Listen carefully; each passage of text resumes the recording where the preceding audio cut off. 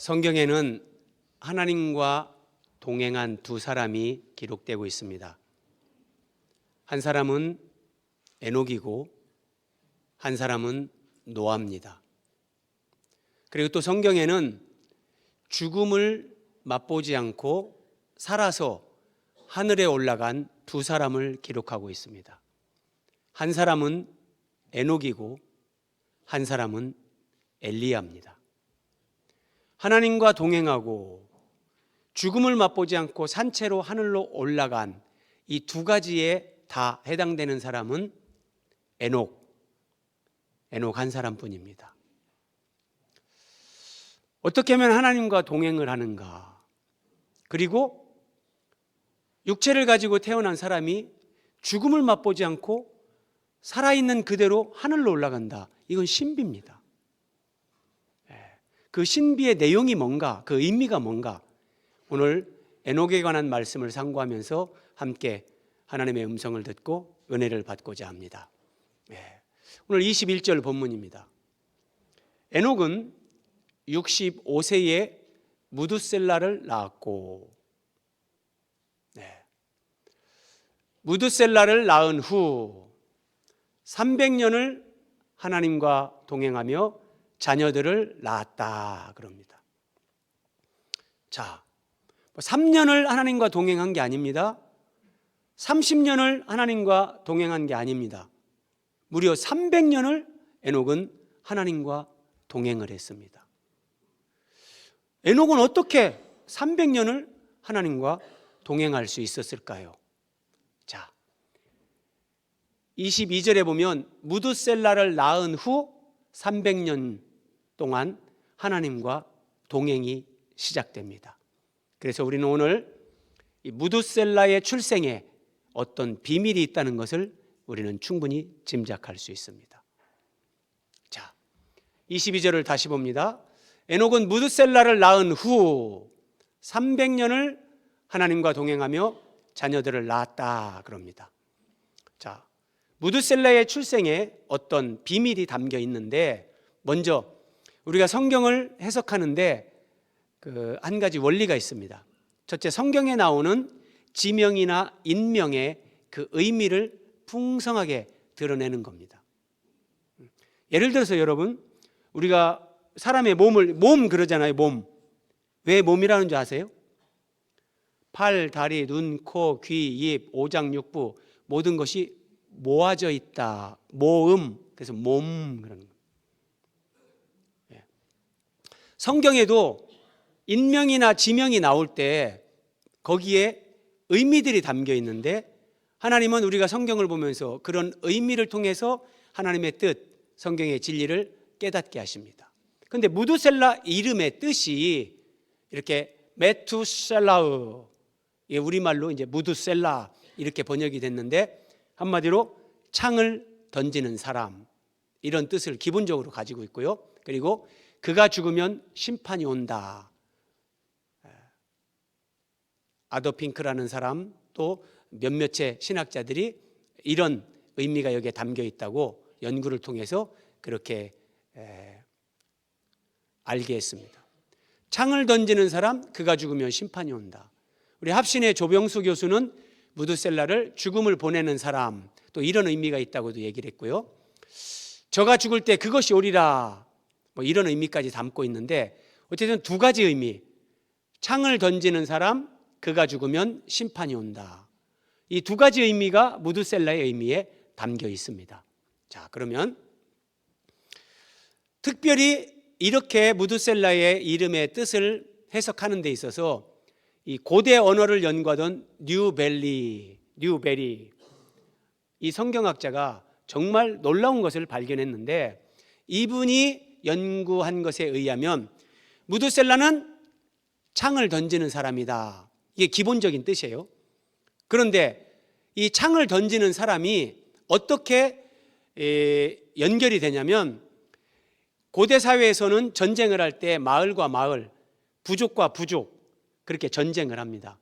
그래서 한 마을을 정복하기 위해서 침략을 할 때 이 마을에 가장 뛰어난 장수가 창을 들고 마을 입구에 이렇게 서 있는 겁니다. 여러분, 창을 던지는 사람, 그 올림픽 같은 거 할 때 이 창을 던지는 사람들 굉장합니다. 이런 선수들 창이 날아가는 거리도 굉장한데, 아주 그런 부분에, 창을 던지는 부분에 있어서 이 탁월한 한 사람이 그 마을의 대표 장수가 돼가지고 마을 입구에 딱 있는데, 상대 마을에서 이제 이 마을을 정복하기 위해서 쳐들어오는 거죠. 그때 이 창을 던지는 사람이 창을 여러 개를 가지고 있는 겁니다. 자, 앞에 오는 사람들을 창을 던져서 죽이는 거죠. 그런데 만약에 이 창을 던지는 사람 무두셀라가 상대 마을 사람들에 의해서 죽는다고 생각해 보십시오. 그러면 심각한 문제가 발생하는데, 자, 이 무두셀라, 창을 던지는 사람입니다. 이 사람이 죽게 됩니다. 그러면 그 마을 사람들의 입장에서는 창을 던지는 사람이 죽으면 그 마을에 심판이 오는 겁니다. 마을 입구에 창을 들고 섰던 사람, 이 무두셀라가 이렇게 죽임을 당했어요.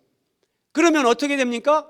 상대 마을에서 이 마을을 침략하러 온 사람들이 이 마을을 초토화시키는 겁니다. 여인들, 가축들, 금은보화 다 탈취해가고 불필요한 것들은 불태워서 다 초토화, 진멸시키는 겁니다. 그래서 창을 던지는 사람, 이게 무두셀라라는 이름의 뜻인데, 그 말 속에 담겨 있는, 함의되어 있는 또 다른 의미는 그가 죽으면 심판이 온다. 이 뉴벨이라는 성경학자가 이런 의미를 찾아냈어요.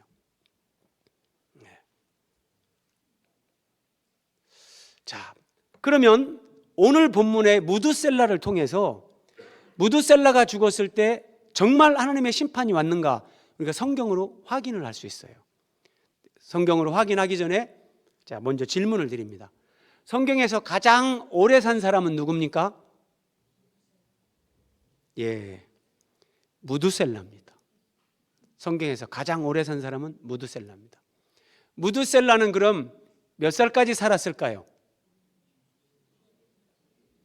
예, 주일학교, 교회학교 교사들 하신 분들은 그래도 다 기억을 하시죠. 무두셀라가 성경에 기록된 사람 중에 가장 오래 살았는데 969세를 살았습니다. 자, 무두셀라가 969세까지 살았다, 이것을 기억하시면서 한번 보겠습니다. 창세기 4장 5장에 보면 두 부류의 족보가 나옵니다. 하나님께서 아담의 범죄 후에 인류가 이제 뱀의 후손과 여자의 후손으로 나뉠 거라고 창세기 3장 15절에서 하나님이 말씀하셨습니다. 여자의 후손이라는 것은 남자 없이 태어나는, 하나님이 성령으로 잉태돼서 우리의 구원자로 보내시는 예수 그리스도를 하나님이 언약하시는 건데, 그 예수 그리스도를 바라보면서 믿음으로 사는 사람들, 그들을 여자의 후손이다 그럽니다. 뱀의 후손들은 여자의 후손, 구원자 필요 없어 그러면서 자기 생각대로 사는 사람들, 하나님의 언약을 버리고 자기 마음대로 사는 사람들, 그들을 뱀의 후손, 사탄에 속한 자들이다, 그렇게 얘기를 합니다. 그런데 이제 예수님이 오시는 이 여자의 후손의 족보, 아담이 셋을 낳습니다.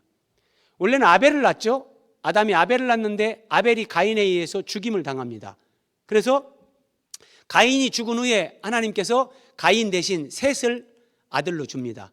그래서 여자의 후손의 족보는 아담이 셋을 낳고, 셋이 에노스를 낳고, 이렇게 쭉 연결이 돼서 7번째 아담의 7대손 에녹이 나오고, 에녹이 무두셀라를 낳고, 그리고 노아가 이 믿음의 계보의 10번째가 됩니다.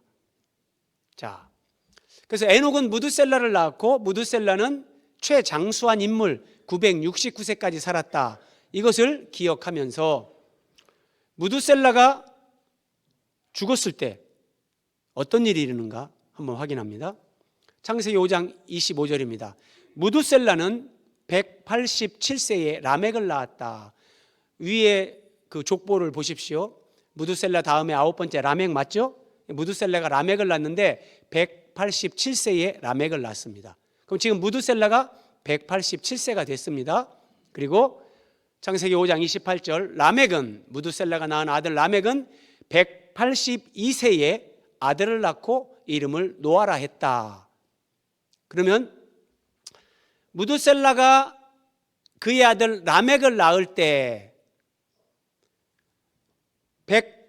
187세였고 그의 아들 라멕은 182세에 노아를 낳습니다. 그러면 여러분, 라멕이 노아를 낳을 때 무드셀라는 몇 살입니까?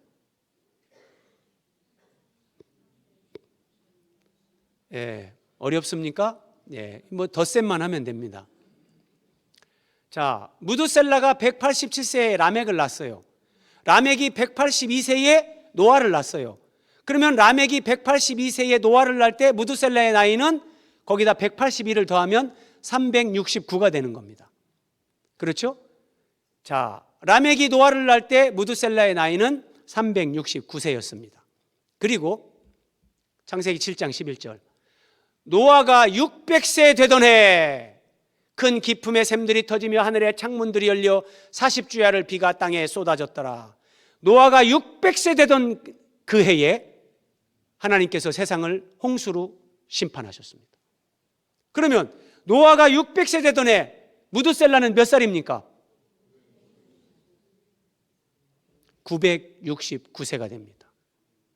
무드셀라는 최장수한 인물인데 969세까지 살았습니다. 그러니까 무드셀라가 969세로 죽은 그 해에 무드셀라가 죽고 하나님께서 홍수로 세상을 심판하신 겁니다. 하나님의 말씀은 1.1획도 틀리지 않고 정확하고 완전합니다. 여러분, 그래서 예수님 믿으면서 우리가 정말 힘쓰고 노력해야 되는 것, 하나님 말씀을 바르고 깊이 있게 알아가는 겁니다. 바르게 알아도 깊이가 없으면 안 됩니다. 바르고 깊이 있게 알아가야 됩니다. 하나님의 말씀이 이렇게 정확하고 완전합니다. 하나님 말씀이 이렇다면 여러분, 우리 삶의 표준, 내 삶의 기준은 하나님 말씀이 되는 것이 당연한 겁니다. 하나님 말씀이 진리요 생명이라는 거, 정말 이거를 모르기 때문에 사람들이 자기 생각, 자기 경험, 자기 지식을 앞세워서 인생을 살아가는데, 그러면 많은 경우 실패하고 인생에 쓰디쓴 경험을 합니다. 그리고 깨닫는 것, 내 지혜를 따라 살아서는 되는 게 아니구나, 하나님 말씀을 따라 살아야 되는구나, 하나님이 이런 걸 가르쳐 주시는 거죠. 자, 무드셀라 출생에 이런 비밀이 담겨 있었던 거예요. 그리고 이제 두 번째, 에녹의 믿음. 에녹이 하나님과 300년을 동행하고 죽음을 맛보지 않고 살아있는 채로 하늘로 올림을 받았는데, 도대체 이 에녹은 어떤 믿음으로 하나님 앞에 어떻게 살았는가, 에녹의 믿음을 한번 살펴보겠습니다. 오늘 지금까지 설명드린 말씀을 전제로 해서 제가 쉽게 이렇게 각색을 하면 이렇게 됩니다. 어느 날 하나님께서 에녹을 찾아오십니다. 그리고 에녹에게 이렇게 말씀하시는 겁니다. 에녹, 내년 이맘때에 네가 아들을 낳을 것이다. 너는 그의 이름을 무드셀라라고 지어라. 그의 이름의 뜻은 그가 죽으면 심판이 온다는 뜻이다. 하나님이 에녹에게 이렇게 말씀하셨습니다. 그리고 더불어서 하나님께서 에녹에게 무드셀라가 죽으면 내가 세상을 정말 심판한다. 너는 사람들에게 아들을 낳고 이름을 무드셀라라 지은 후부터 너는 사람들에게 그들이 회개하라고, 하나님의 심판이 있다고 너는 메시지를 선포하라. 하나님이 이 사명을 주셨습니다. 그런데 1년 후에 정확하게 하나님 말씀대로 에녹이 아들을 낳습니다. 그러면서 거부할 수 없는 이 내면의 확신, 내가 들었던 그 음성이 실제 하나님 말씀이 맞구나. 진짜 하나님이 말씀하신 그때에 아들을 낳네. 여러분, 우리가 믿음 생활하면서 하나님의 음성을 듣는 때가 있습니다. 이런 얘기하면 그런 경험이 없는 사람들은 나는 믿음이 뭐 형편없구나, 하나님은 나를 사랑하지 않는가 봐. 전혀 그런 게 아닙니다. 하나님의 음성을 너무 자주 듣는 사람들은 오히려 좀 문제가 있습니다. 그렇게 음성을 직접적으로 안 들려주면 안 될 정도로 연약하고 뭐가 힘들고 어렵기 때문에 하나님이 그렇게 하시는데, 어떤 경우는 꼭 필요하면 하나님이 우리에게 말씀도 하시고 진짜 음성도 듣게 하세요. 저도 그런 경험이 있는데, 어쨌든 에녹은 1년 뒤에 아들을 낳으면서 하나님의 그 음성이었다는 거, 하나님의 메시지였다는 이 확신이 그의 심령을 지배하게 됩니다. 그러면서 이제 하나님 말씀대로 그 아들의 이름을 무드셀라라고 지었습니다. 그리고 그는 동네 사람들에게, 이제 그가 갈 수 있는 모든 지역을 찾아다니면서 사람들에게, 내 아들이 이름이 무드셀라인데 하나님이 이렇게 지으라고 했는데 이 아들이 죽으면 하나님이 세상을 심판하십니다. 여러분, 하나님께로 돌아오십시오. 회개하고 하나님께로 돌아오십시오. 믿음으로 사십시오. 영혼으로 연결되는 의미 있는 삶을 사십시오. 육체를 따라가지 마십시오. 이렇게 하나님의 메시지를 선포했습니다. 그런데 에녹이 어떻게 하나님과 동행할 수 있었는가? 300년을. 여기에 답이 있습니다. 하나님은 에녹에게 무드셀라가 죽으면 내가 세상을 심판하겠다, 거기까지 말씀하셨는데, 에녹은 무드셀라가 언제 죽을지를 모릅니다. 알 수가 없는 거예요. 그래서 이제 무드셀라 돌잔치를 합니다. 돌잔치를 하면서도 에녹에게는 기쁨보다는 근심이 더 많습니다. 이 아이가 이렇게 무럭무럭 자라난 건 감사한데 결국은 이 아이가 죽으면 하나님이 세상을 심판하시는데, 세상을 향한 그런 근심이 에녹에게 있는 거죠. 자, 이 무드셀라가 성장을 합니다. 무럭무럭 성장을 합니다. 그러다가 어느 날 감기에 걸립니다. 콜록콜록하고 막 열이 납니다. 에녹은 두렵습니다. 혹시 이러다가 이 아이가 오늘 밤에 죽는 거 아닌가? 그러면 하나님의 심판이 임하는데, 그가 또 회복됐습니다. 이제 결혼을 합니다. 한편으로 기쁘지만 에녹의 마음에는 늘 근심이 있습니다. 이 아이가 죽으면 하나님의 심판이 세상에 임하는데.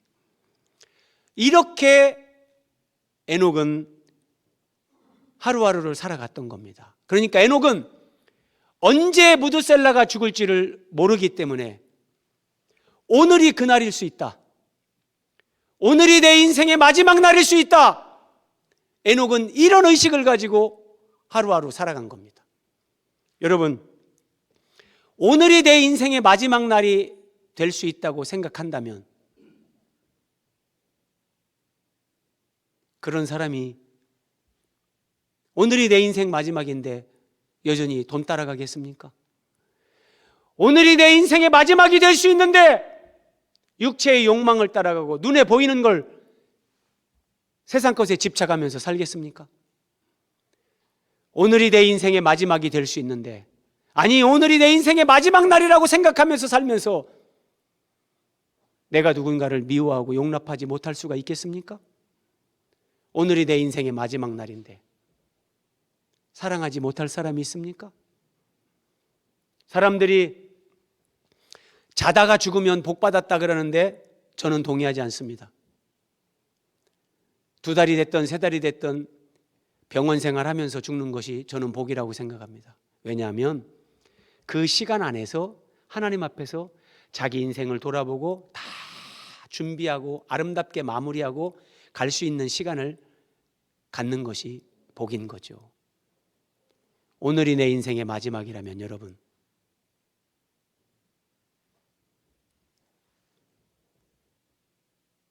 사랑하고 용서하지 않겠습니까? 오늘이 내 인생의 마지막이라면 여러분들 뭘 하시겠습니까? 정말 예배드리는데 더 그 간절함으로 찬송을 한 곡을 부르고 기도를 잠깐 드린다 할지라도 내 온 마음과 열정을 다해서 하나님 앞에 그렇게 하지 않겠습니까? 에녹은 그렇게 하루하루를 살다 보니 하나님과의 관계 속에서 자기 마음에 걸리는 것이 티끌만한 것도 없는 겁니다.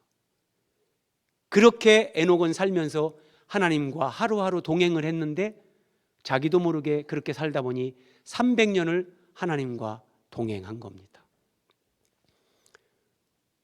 제가 우리 베델교회 주보, 지나간 주보 쭉 작년에 주보도 보고 하니까 요때쯤 사역 지원서, 비전헌금, 선교헌금 작정서 이런 것들을 주부에 똑같이 나오더라고요. 그런데 많은 분들이 여기에 동참하지 않는 거예요. 그래서 주보를 보니까 12월 달에도 추가 사역 모집 이런 광고가 계속 나갔더라고요. 여러분 생각해 보십시오. 오늘이 내 인생의 마지막이라면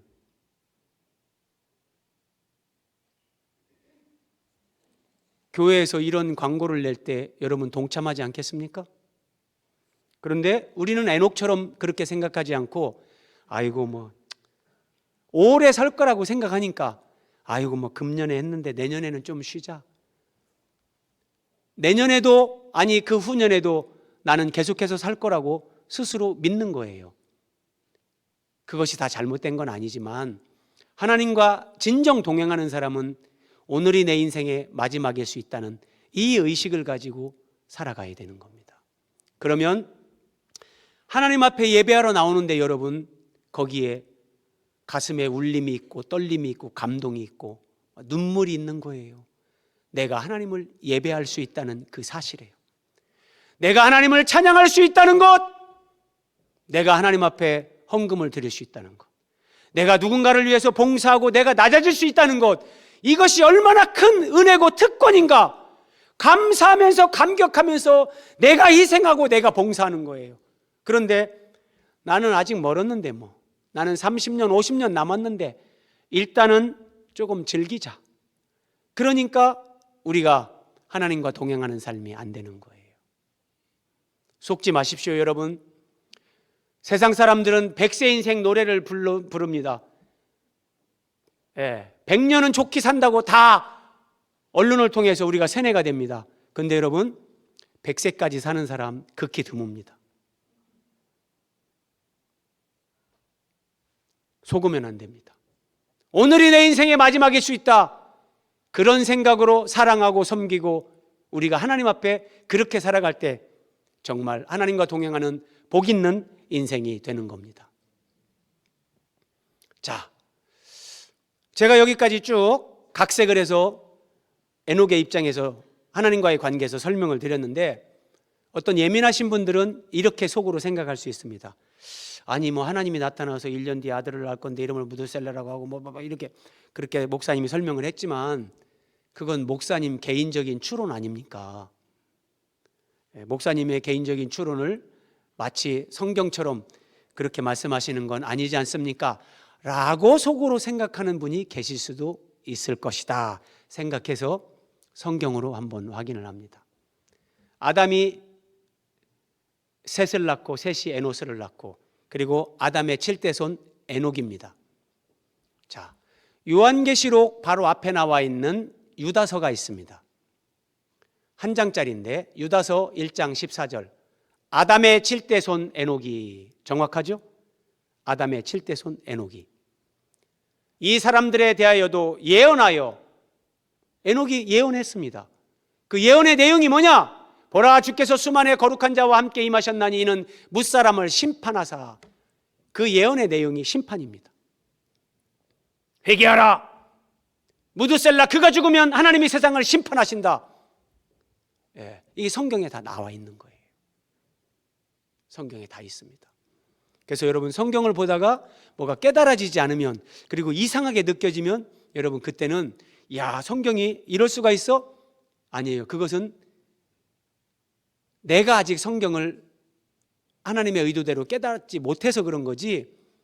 그럴 때는 그래서 성경 앞에 여러분 무릎을 꿇어야 됩니다. 하나님 이 말씀이 의미하는 뜻이 무엇인지 깨닫게 도와주십시오. 그러면 하나님이 반드시 깨닫게 하십니다. 저는 성경을 보면서 특별히 족보, 정말 은혜 안 되죠. 뭐 낳고. 근데 제가 어떻게 보면 제일 영광스럽게 제일 은혜를 많이 받는 부분들이 그런 부분들입니다. 이전에 정말 읽기 싫었던 부분들, 은혜가 안 됐던 부분들, 그 본문들에 여러분 거기에 그냥 이 금맥이 거기에 다 묻혀 있어요. 내가 성경이 이해되지 않고 내 상식과 성경이 반하는 것 같다 할지라도 성경 앞에 우리는 겸손하게 무릎 꿇고 주님, 이 의미를 깨달을 수 있도록 은혜를 주십시오. 그렇게 기도하면 하나님이 다 때가 되면 깨닫게 하시고 그 말씀으로 은혜를 주십니다. 자, 에녹은 하나님이 직접 에녹을 찾아오셔서 말씀하셨죠? 근데 여러분, 에녹에게 말씀하신 하나님, 그것보다 더 권위가 있고 더 엄중한 것은 기록된 말씀으로 하나님이 우리에게 말씀하시는 겁니다. 하나님은 에녹에게 찾아오셔서 그가 죽으면 내가 세상을 심판할 것이다 말씀하셨죠? 그런데 하나님의 기록된 생명의 말씀, 히브리서 9장 27절 우리 같이 한번 읽겠습니다. 시작. 한 번 죽는 것은 사람에게 정해진 것이요 그 후에는 심판이 있으리니. 이것이 최고의 권위를 갖는 하나님 말씀입니다. 하나님은 이 말씀으로 우리에게 사람이 한 번 죽는 것은 정해진 것이다. 그런데 죽음 후에는 심판이 있다. 하나님이 우리에게 분명히 이렇게 말씀하셨습니다. 이게 무드셀라입니다. 무드셀라. 그가 죽으면 심판이 있다. 내가 죽으면 우리는 하나님의 심판대 앞에 섭니다. 분명한 사실입니다. 그런데 많은 그리스도인들이 사람은 한 번 죽는 거 그렇죠. 그리고 죽음 후에는 심판이 있습니다. 이 사실을 믿습니다. 그런데 아쉬운 것이 뭐냐면 죽은 후에 심판이 있다는 걸 믿어요. 에녹은 무드셀라가 죽으면 하나님의 심판이 있다는 것을 믿고 오늘이 내 삶의 마지막이다, 이 의식을 가지고 하나님과 동행하는 삶을 살았는데 오늘날 많은 신자들은 오늘이 내 인생의 마지막 날이다, 이런 의식으로 살지 않습니다. 그래서 하나님과 동행하는 삶이 안 되는 겁니다. 오늘이 내 인생의 마지막이 아닌데, 그러니까 내 감정 상하게 하는 사람 똑같이 미워하고, 돈 정말 내가 누구를 도와줘야 될 때 벌벌 떨고 못 도와주는 거예요. 정말 내가 의미 있게 가치 있게 하나님이 어떤 마음에 감동을 주시는 거죠. 네가 섬겨라, 네가 이렇게 그렇게 베풀어라, 그런 마음을 주시는데 아이고, 그런 성령의 음성을 우리가 무시하고 불순종하는 거죠. 왜요? 오늘이 내 인생의 마지막일 거라는 그런 의식이 없으니까.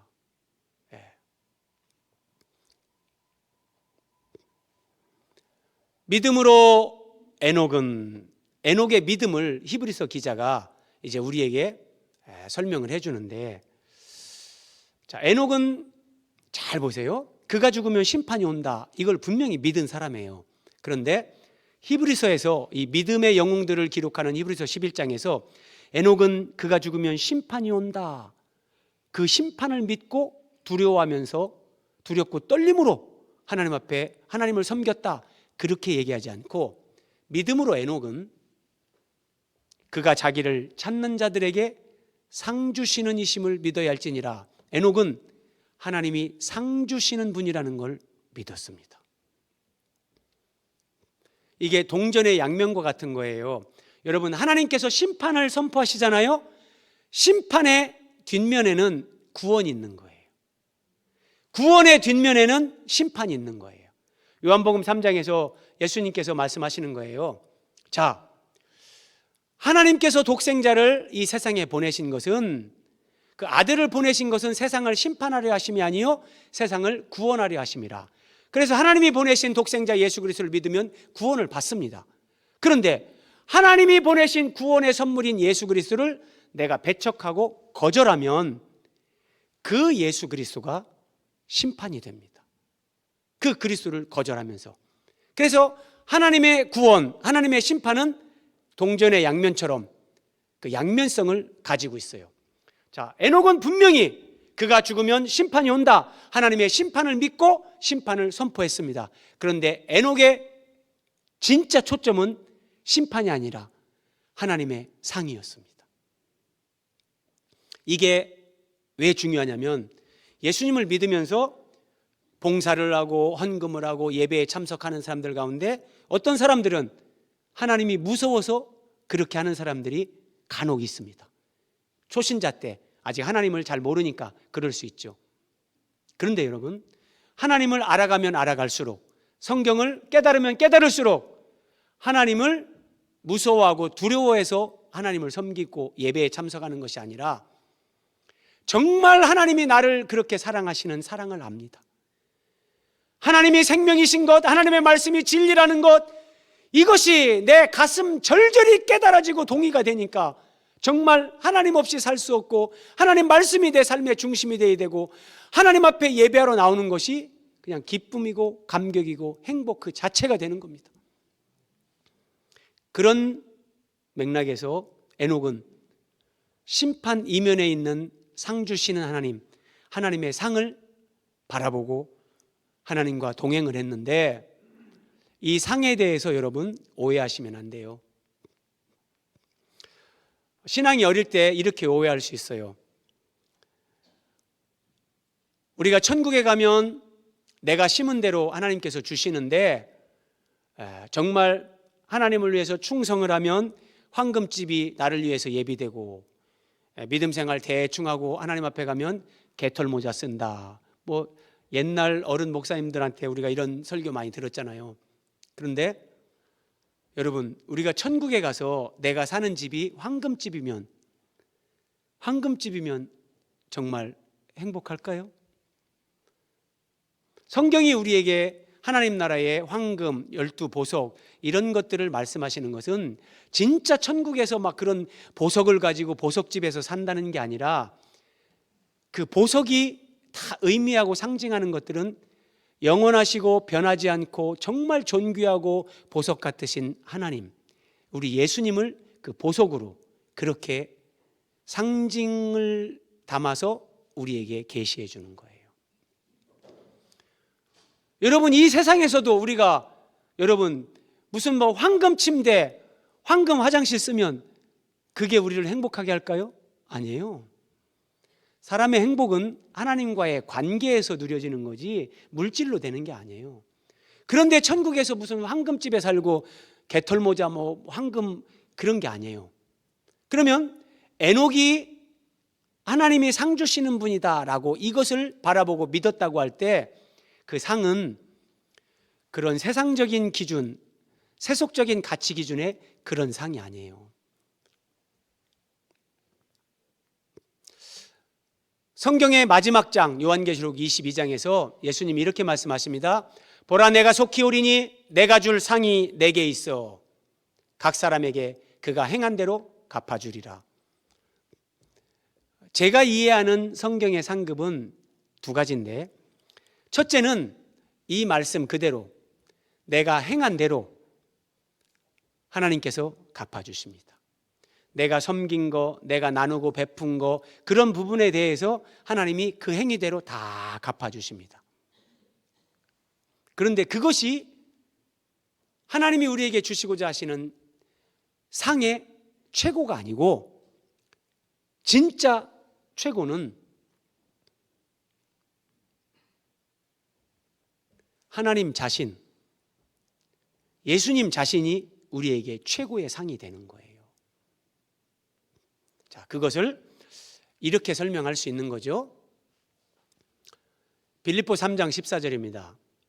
사도 바울, 여러분 정말 우리가 이렇게 범접할 수 없는 하나님 앞에 헌신되고 충성되고 정말 진리를 살아간 사람, 예수 그리스도의 종, 이 사람이 사도 바울이잖아요. 근데 바울이 이렇게 고백합니다. 표대를 향하여 그리스도 예수 안에서 하나님이 위에서 부르신 부름의 상을 위하여 달려가노라. 바울도 그 부름의 상을 위해 달려갔습니다. 예수 그리스도를 만난 이후에 순교하는 그날까지 이 상을 바라보면서 달려갔는데, 그러면 바울이 바라본 상이 뭘까요? 이게 정말 의미심장한 거예요.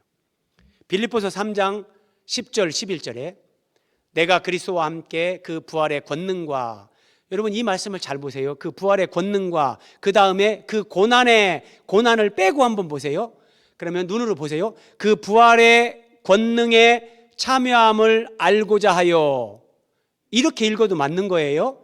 그 부활의 권능에 참여하고 그 고난에 참여함을 알고자 하여 그의 죽으심을 본받아 어떻게 해서든지 죽은 자 가운데서 부활에 이르려 하노니. 사도 바울이 평생의 주님을 만나고 표대로 삼고 부름의 상으로 인식하고 달려간 것, 그 상, 표대는 부활입니다. 그런데 이 부활을 오해하면 안 됩니다. 자, 요한복음 5장에 보면 예수님이 이 땅에 재림하실 때 이 땅에 태어났던 모든 사람은 다 부활합니다. 아담부터 모든 인생은 다 부활합니다. 근데 부활할 때 예수 그리스도를 믿고 구원받은 사람들은 생명의 부활로, 그리스도를 믿지 않은 자들은 심판의 부활로 부활한다. 성경이 우리에게 가르쳐 줍니다. 그러니까 무슨 말이냐면 불신자도 부활합니다. 다 부활합니다. 그런데 이 말씀 다시 보십시오. 사도 바울이 내가 어떻게 해서든지 죽은 자 가운데서 부활에 이르려 한다. 그러면 이 부활이 예수님이 재림할 때 불신자도 부활하는 이 육체의 부활, 그 부활이겠습니까? 아닙니다. 그것은 내가 어떻게 하든지 부활에 이르려 한다 하지 않아도, 신경 쓰지 않아도 누구든지 사람은 다 부활합니다. 그런데 바울이 어떻게 해서든지 죽은 자 가운데서 부활에 이르려고 했던 그 부활은 어떤 부활이냐? 그리스도와 그 부활의 권능과 고난에 참여해서 그의 죽으심을 본받고 부활에 이르는 겁니다. 쉽게 얘기하면 살아서 부활에 이르는 겁니다. 살아있는 상태에서 예수 그리스도의 고난에 참여합니다. 내가 살아있으면서 예수님의 십자가에 내가 체험을 하면서 내 자아의 죽음, 내 옛사람의 죽음을 경험합니다. 내 옛사람이 예수님과 함께 십자가에서 죽는 것을 경험하는 것처럼 똑같이 내가 예수 그리스도 안에서 그 부활하신 예수 그리스도의 부활, 그 부활의 권능, 살아서 그 부활에 이르는 단계. 바울은 이걸 표대로 삼고 이걸 부르심의 상으로 이해했습니다. 그러면 여러분 이게 뭔지 아십니까? 오늘 에녹으로 연결하면 이 얘기예요. 오늘 에녹으로 연결하면 예수님이 요한복음 11장 25절에서 나는 부활이요 생명이다. 예수님은 부활이고 생명이십니다. 그래서 나를 믿는 자는 죽어도 살겠고 무릇 살아서 나를 믿는 자는 영원히 죽지 않는다. 이게 예수님 말씀이에요. 자, 여러분, 에녹이 살아서 하나님을 믿었습니다. 살아서 나를 믿는 자는 영원히 죽지 않는다. 그래서 에녹은 하나님과 300년을 동행하면서 하나님과 함께 살았고 실제 죽음을 뛰어넘어 살아있는 채로 하나님께로 올려져 갔습니다. 이것이 사도 바울이 얘기하는 내가 어떻게 해서든지 부활에 이르려 한다. 살아서 부활에 이르는 것을 하나님이 에녹에게는 산채로 하늘로 올라가는 것으로 계시한 겁니다. 신비입니다. 신비.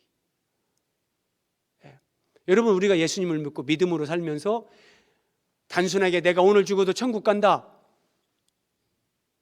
그게 구원의 전부가 아니에요.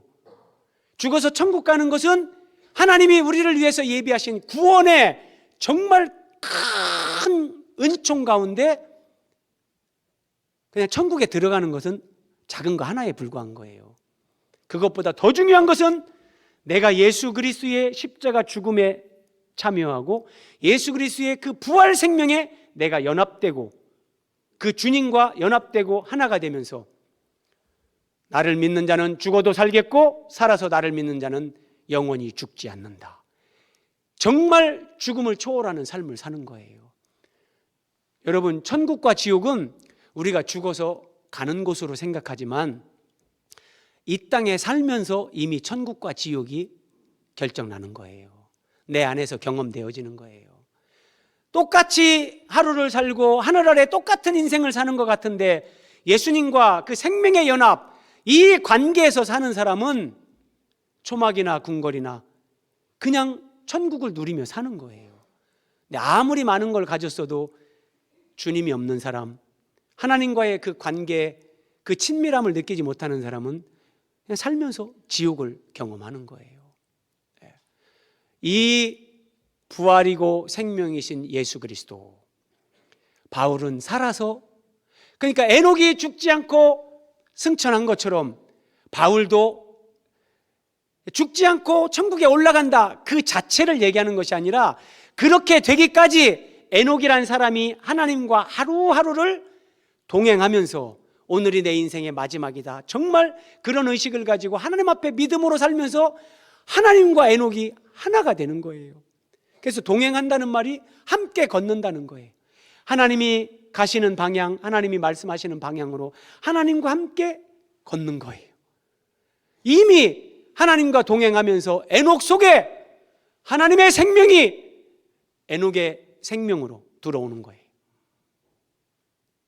그렇게 변화된 에녹을 하나님께서 이미 죽어도 사는 사람이 된 거예요.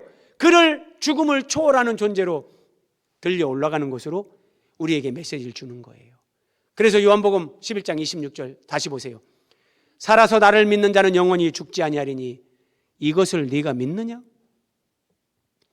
이런 생명의 성장, 하나님이 이렇게 우리에게 주시는 구원의 은혜가 크고 넓고 깊고 광대한데, 이런 상을 하나님이 주시는 이 은혜가 있는데 이걸 네가 믿느냐? 오늘 주님 우리에게 물으시는 거예요. 주님, 좀 목사님 침 튀기면서 설교는 하는데 나는 좀 어려운 것 같고 뭐 그게 그건 것 같고 잘 모르겠는데요. 그런 분들은 집에 가서 유튜브로 다시 한번 들으십시오.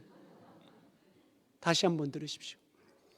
여러분, 저는 정말 자랑할 게 아무것도 없는 사람인데 하나님이 정말 말씀을 사모하는 그런 마음을 주셨는데, 오늘 저녁 예배 여러분 순서 보세요. 마태복음 16장 27절 28절 죽기 전에 볼 자들도 있느니라.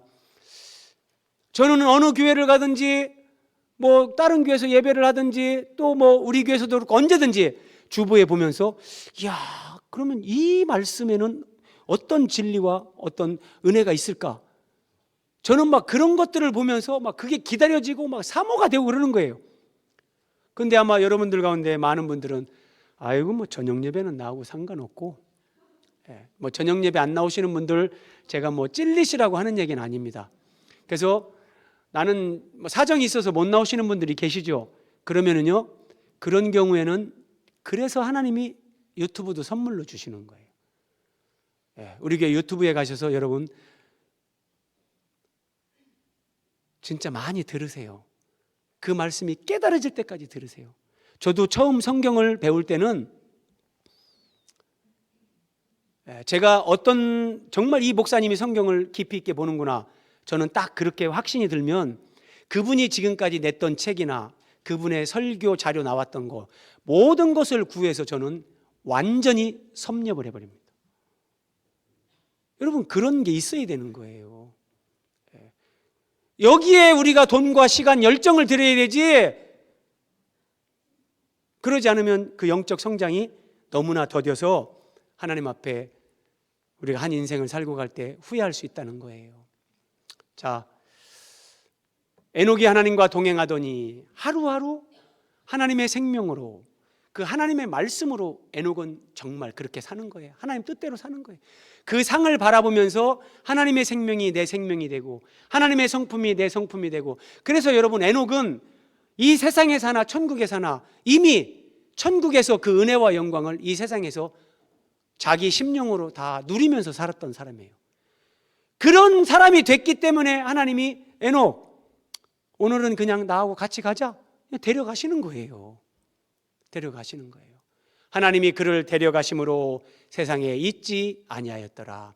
이것이 여러분 여기에 감춰져 있는 거, 하나님이 그가 죽으면 심판이 있다, 두려워서 하나님을 무서워하면서 믿는 것이 아니라 그 심판 이면에 있는 하나님이 우리에게 진짜 주시고자 하시는 거, 하나님과 하나가 되는 거, 그 은혜와 영광, 여기에 감격하면서 이미 그 삶을 에녹은 이 땅에서 누렸던 겁니다. 오늘 마지막 말씀입니다.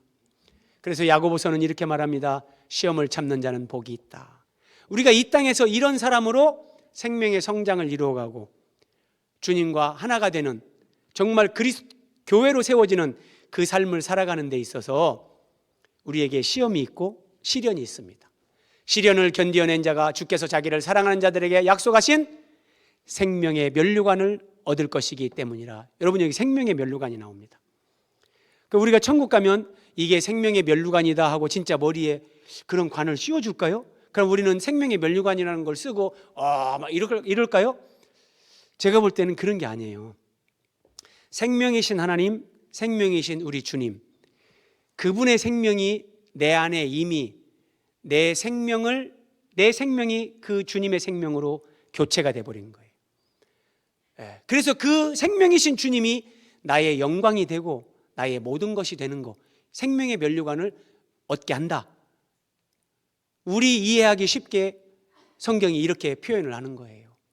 이 땅에 사는 동안 여러분, 그래서 시험을 이기고 시련을 견뎌내야 되는 과정이 있습니다. 그러나 에녹처럼 여러분, 어떤 시련이 있어도 오늘 내 인생 마지막인데 하루 그거 못 참나, 그렇게 하면서 하루하루 참아내십시오. 그렇게 하면서 하루하루 사랑하고 용서하십시오. 그렇게 하면서 하루하루 하나님을 예배하고 기도하고 헌신하고 충성해 보십시오. 우리도 에녹과 같은 하나님의 생명으로 말미암아 그 부유함을 누리면서 이미 천국을 여기서부터 누리고 주님과 함께하는 그 삶을 살게 될 것입니다. 기도하겠습니다.